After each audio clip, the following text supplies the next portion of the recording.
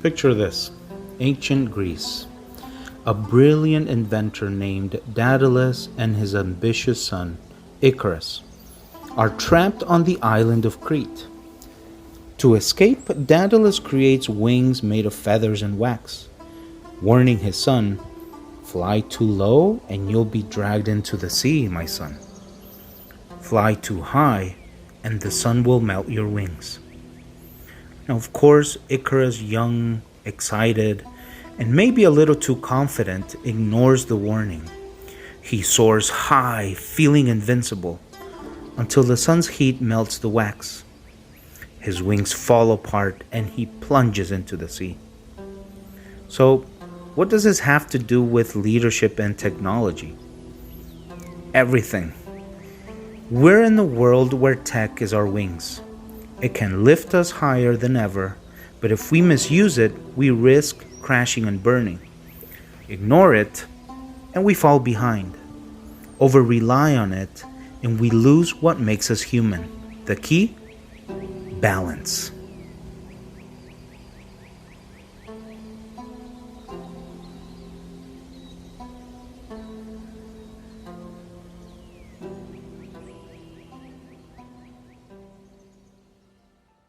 All right, now before we dive in, I just got to take a moment to say thank you. Seriously, you guys are amazing. I'm beyond hyped to see this podcast growing. I've got 9 followers on Spotify. We're in single digits, but not for long, I hope. A few more on YouTube, and listeners tuning in from Apple Podcast and Amazon Music. Thank you. This is insane. And I appreciate every single one of you for being part of this journey. And also a special shout out to everyone listening from the UK, the US, Italy, Poland, Canada, and of course my home El Salvador. You guys rock. It's wild to think this podcast is reaching people across the world, and I couldn't be more grateful. So thank you from the bottom of my heart. Now, if you haven't hit that follow button yet, what are you waiting for? Come join the party. Trust me, you don't want to miss what's coming. I've got some killer interviews lined up with leaders who have shaped my journey, people I admire, respect, and I know for sure that you're going to love hearing from them too. So stay tuned, hit that follow button, and let's keep growing together. And of course, you can catch this podcast again on Spotify, Apple Podcast, Amazon Music, or wherever you get your podcasts. Let's do this.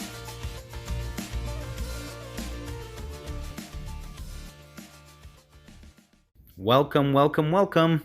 You're listening to the Leadership Code podcast, where we decode what it really means to lead in a world that's moving faster than ever.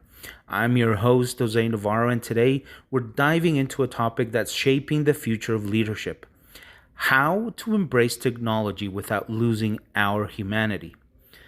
Now, tech is everywhere: AI, automation, data analytics, you name it. It's making life easier, but also making leadership more complex. Because here's the thing: if we're not careful, we risk turning leadership into cold, robotic processes instead of what it should be: a human, impactful experience. So, how do leaders find that balance? How do we use AI, automation, and digital tools without turning into robots ourselves? Let's break it down into 5 core principles. This is the Leadership Code.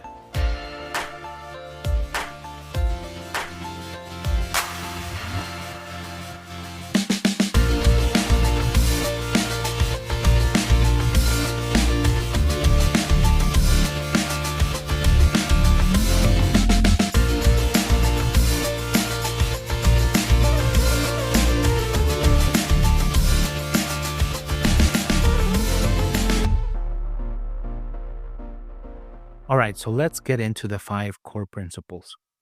Number 1, use technology to enhance, not replace human connection, right? So we'll call it the problem with automation overload. So let's start with a simple question. I am pretty sure that you've in the past tried to call customer service and ended up and stuck in an endless loop of automated messages, right? So you dial in hoping to speak to a human, but instead you're greeted by please press 1 for account information, press 2 for billing, press 3 for something else, right? So you press 2, then you press 3, then 1, and before you know it, you're screaming at the phone, agent, agent, desperately trying to escape the chatbot hellscape. Now, why is it so frustrating? The reason is because at the end of the day, people want to talk to people, not machines. Now, the reality of automation is now, don't get me wrong, automation is powerful. It can speed up processes, reduce errors, and save money, yes. But here's where the businesses get it wrong. Some businesses. They use technology as a shield instead of a tool. Technology should enhance customer and employee experiences, not replace the human element that makes those experiences meaningful. So let's use Zappos example. So their customer service is legendary, not because of cutting edge AI, but because they prioritize real human interaction. Yes, they use technology to handle orders and streamline logistics, but when you call them, you talk to a real person. Not only that, their employees are trained to listen, engage, and solve problems creatively. And that's why they've built such a loyal customer base.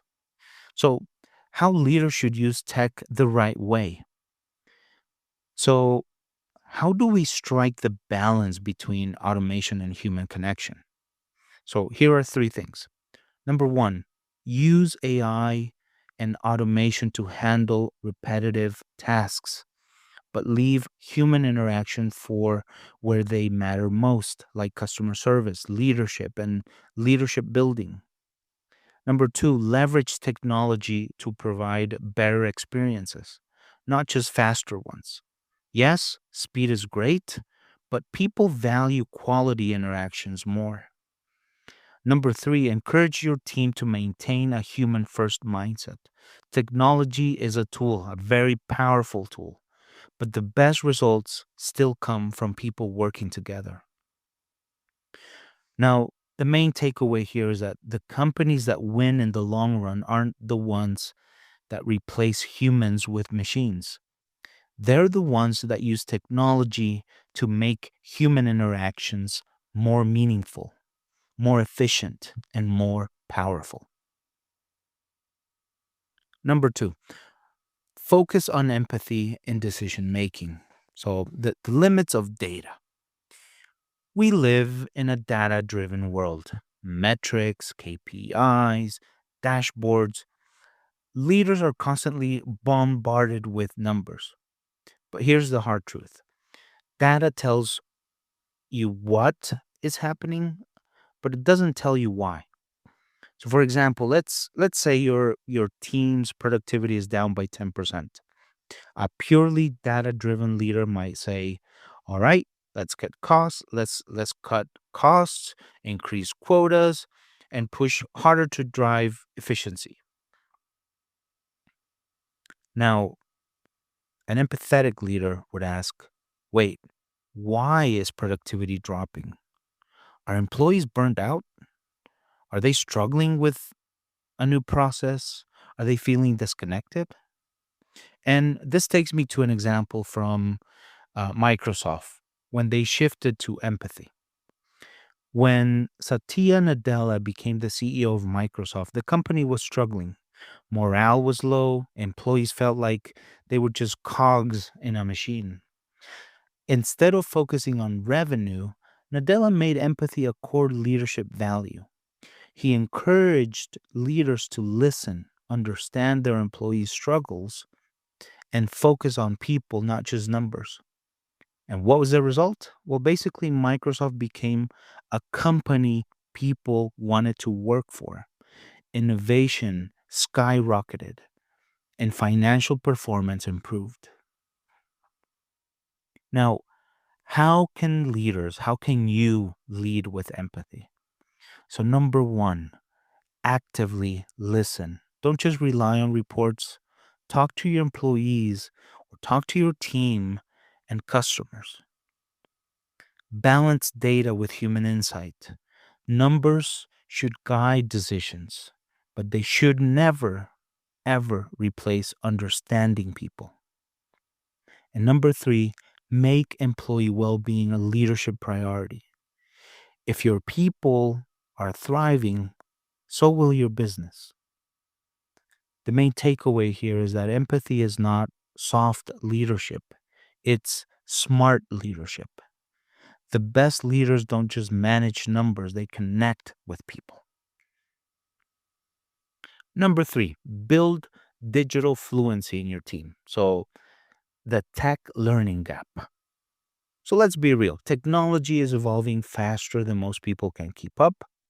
The difference between a thriving company and a struggling one often comes down to how well the team adapts to new tech. Now, what would be the problem here? Not everyone is tech savvy. Some employees resist to change, some get overwhelmed, and some simply don't see the point of learning new tools. Believe me, I've gone through that. Now, why does digital fluency matter? Digital fluency is not just about knowing how to use the tools, it's more about being comfortable adapting to new technology as it evolves. Leaders who don't push their teams to develop tech skills will fall behind. But at the same time, soft skills like creativity, communication, and adaptability are just as important. Now, how do you build this digital fluency in your team? So, three things. Number one, pair tech training with soft skills training. Your team should be fluent in both AI and emotional intelligence. Number two, create a learning culture. Encourage curiosity. Let employees explore and experiment with new tools. Recently, where I worked, we had this week of learning, we call it, and it was mainly focused on AI tools, you know, to make them more familiar and understandable for our teams. And the result was so great, so powerful that now we're seeing more engagement towards these tools. But at the same time, I remember that in one of those sessions, someone um, made the call out that as we use these tools, we should always have emotional intelligence attached to it. And number three, lead by example. If you want your team to embrace technology, you need to embrace it first. So the main takeaway here is that being tech savvy isn't enough. Leaders must also help their teams develop both digital and human skills to thrive in a changing world. Number four, adopt hybrid communication models. The remote work struggle. So remember that during the pandemic, the world went fully remote, right? Um, and guess what? It worked. Well, kind of. It was emails, it was Slack, it was Zoom, it was Google Hangouts. Calls basically kept businesses running, but they also created a big disconnect. It was text based communication, which lacks tone and nuance. There was, virtual meeting fatigue that we saw eventually in our teams, and employees started to feel isolated. Now, why hybrid communication is the future? So, the best companies are now embracing a mix of communication styles. Um, so, just three things to take in mind here. Use video calls for important discussions. Seeing faces builds trust. Recently we had a meeting where it's always nice, like when I'm at work and I see other people's faces. It's always nice because even though you're not talking, if you see their faces react to someone else's comments, it creates that connection of empathy, of yes, I feel the same, I feel the same, and I get a laughter or some sort of expression, right? And sharing that as your team puts on a camera is so powerful. You feel that you're part of a larger group. Number two, encourage in person or virtual face to face interactions. Even occasional meetings can boost connection. And number three, use automation carefully. Don't let tech replace real conversations. So remember that the future isn't all remote or all in person, it's practically a mix of both. Number five, celebrate human creativity, the AI revolution. Now, AI can do a lot. It can write reports, it can analyze trends, it can automate decisions. But what AI can't do is create. It, well, it actually can create images now. Jeez. Yeah. Yeah, it can create stuff. It can innovate, or can I? Or can it? And but I know that for sure it can't think emotionally. I know for sure. Now, a really good example here is Pixar, right?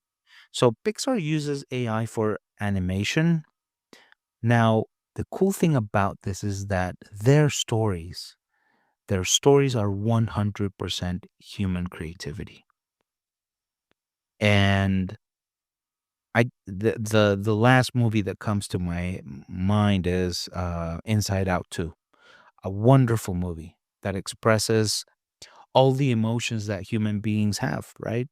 And yes, if you see the movie, obviously it's animated. There's tons of AI in it, and a lot of technology that goes into these movies, right? But the emotion, the creativity that goes into it, that is what makes these movies unforgettable. Now, AI can assist in creative work. It can, but it can't replace human imagination. So, as I was mentioning earlier, yes, it can create images. If you go to whatever AI tool that you like to use, let's say ChatGPT. If you go in there and let's let's imagine a prompt. Okay, so we'll say create a mountain with snow on top, with a beautiful sunset in the background and birds flying over. Yes, the tool will create the image, but the imagination is coming from my head. I just invented that right now. And, and that's the power of humanity. Innovation comes from combining data with human insight. And the best companies embrace technology while empowering human creativity. The main takeaway here is that technology is a powerful tool, but the soul of the business, the soul of the teams are still human. Now, just one final thought before we end this podcast or this episode. The best leaders don't choose between tech and humanity. They are able to master both. So use technology wisely, lead with empathy, and never forget that people make the difference.